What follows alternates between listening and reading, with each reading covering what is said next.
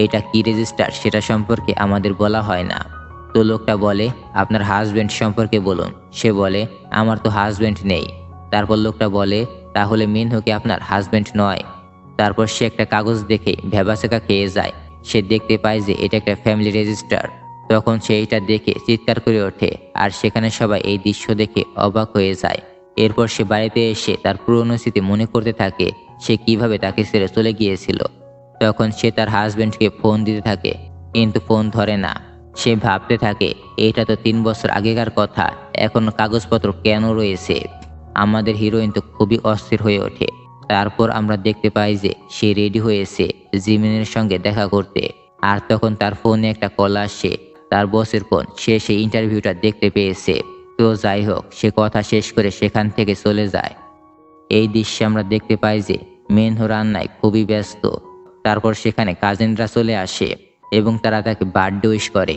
আর এই দিকে আমরা দেখতে পাই রাহিকে, যে বাসা থেকে বের হয়েছে। গাড়িতে উঠে দেখে যে গাড়ি আর চালু হয় না।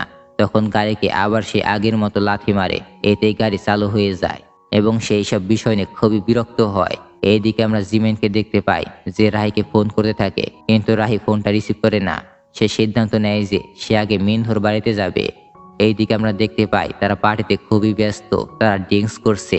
তারপর রাহির গাড়ি চলতে থাকা অবস্থায় একটা সময় গাড়িটা খারাপ হয়ে যায় এবং সে আর সামনের দিকে এগোতে পারে না।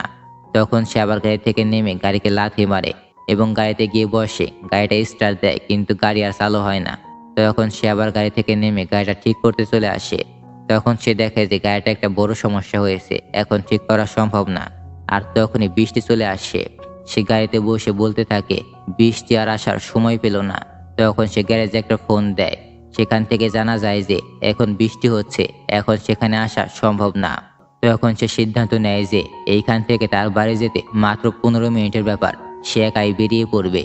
তখন সে ছাতা নিয়ে বাইরে বের হয়। তখন সে ছাতা নিয়ে সামনের দিকে এগোতে থাকে।